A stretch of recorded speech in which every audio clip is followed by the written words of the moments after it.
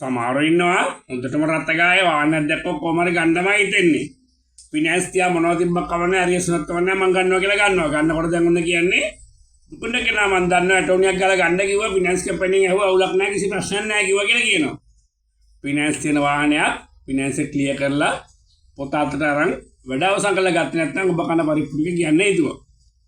ඔබ එහෙම වාහනයක් ගත්තාම අදාළ ෆිනෑන්ස් සමාගමේ දියුසුම තියෙන තාම පරණ අයිතිකරුත් එක්ක. ඔහු තමයි ඒකේ ඇත්ත අයිතිකාරයා. ඔහු කරන්නේ ඇඟ බේරුමක් කරගන්න ඔය කුයිතාන්සියක් හරි එමන් නැත්නම් තව ටිකක් එහාට ගියොත් එමේ ඇටෝනියක් හරිලා දෙනවා.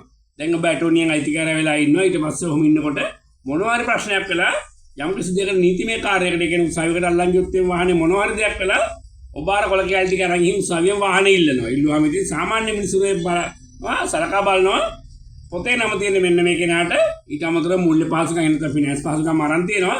ඒ නිසා ෆිනෑන්ස් සමාගම ලියුමක් ඕනේ කියලා. දැන් ඔන්න ප්‍රශ්න මතුවෙනවා.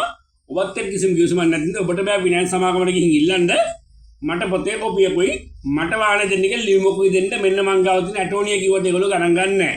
ඔබට එතකොට සිද්ධ වෙනවා ඔන්න පරණ අයිතිකාරය හොයාගෙන යන්න. පරණ අයිතිකාරය සමාජයට මැරලා වෙන්නත් පුළුවන්. නැත්නම් ලංකාවෙන් ගිහින් වෙන්නත් පුළුවන්. නැත්නම් දුර ප්‍රදේශයක ඉන්න වෙන්නත් පුළුවන්. එහෙමත් නැත්නම් කපටි සතෙක් නම් කෙලින්ම ගියේ මට මෙච්චරක් දීපන් නැත්නම් වාහනේ මං අරන් දෙන්න එන්නේ නැහැ කියලා.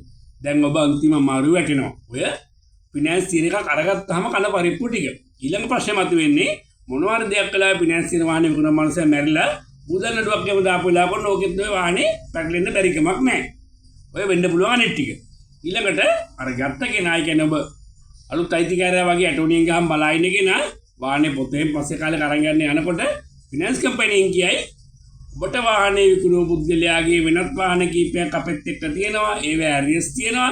ඒ නිසා ඒක දෙන්න විදියක් නැහැ කියලා. නැත්තම් සමහරට කියයි ඔබට වාහනේ විකුණා ඇති පුද්ගලයා වෙනත් ණයක අපේකට අස්සම් කරලා තියෙනවා. ඒක සෙටල් වෙලා නැහැ. ඒ හින්දා මේකේ පොත දෙන්න බෑ කියලා. ඔන්න ඉතින් ඔබ එතකොට ලෝයස් හොයාගෙන යනවා. පස්සේ මොකද කරන්නේ කියලා. ඉතින් එහෙම ගියාම සමහරට මහ බැංකුවේ මූල්‍ය මණ්ඩලයක ඔක්කොම අතර වටේ රස්තිය අදුන පැමිණිලි කරන වෙච්ච දෙයක් නැහැ. ඔය ෆිනෑන්ස් එකක් ගත්තාම වික්කහම කන පරිප්පුත් කියන්න හිතෙනවා. ඔබේ නමට තියෙන වාහනයක් සල්ලි ගෙවා ගන්න බෑ බැරි හින්දා ඉතින් විකුණනවා.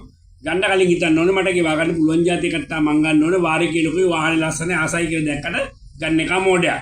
වික්කට පස්සේ වෙන වැඩේ තමයි දැන් ඉතින් පණ බයි ඉන්න ඕනේ අරන් ගිය එක මොනව කරනවද දන්නේ නැහැ. ඒක ලංකාවේ ඉන්නවද දන්නේ නැහැ. කැලේ කඩලා මස් කරලා කැලේ ටික වික්කොත් එම ෆිනෑන්ස් කම්පැනි නඩු දාන්නේ මට තමයි. දැන් සාමාන්‍ය තු නඩු දාන විදිය වෙන්නේ ඉස්සර කාලේ වගේ නෙමෙයි දැන් ඒගොල්ලෝ තව පණතක් හොයාගෙන ඒකෙන් එනවා මහේස්ත්‍රාත් අධිකරණයට.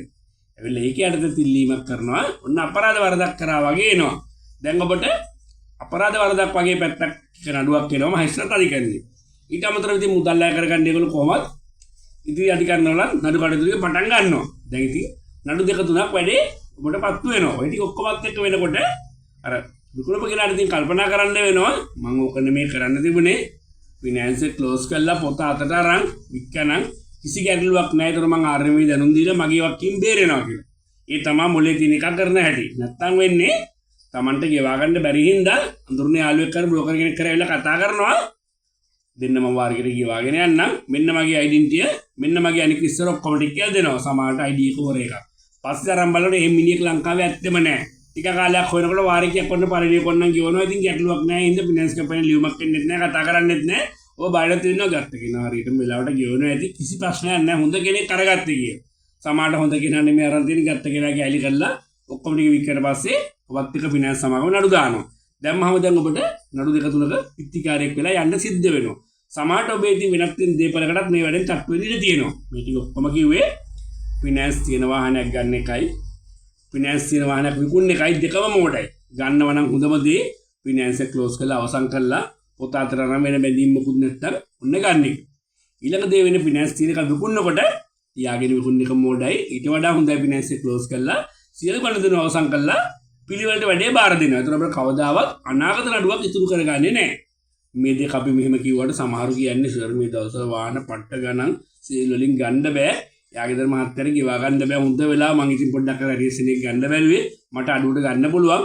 අතන ගානක් නොදිත් ගන්න පුළුවන් වගේ පේනවා කියලා. තව සමහරවිට අර ඔන්න අලුත් දෙයක් කරා කියලා අච්චරයි මෙච්චරයි කියලා වියදම් තියෙනවා.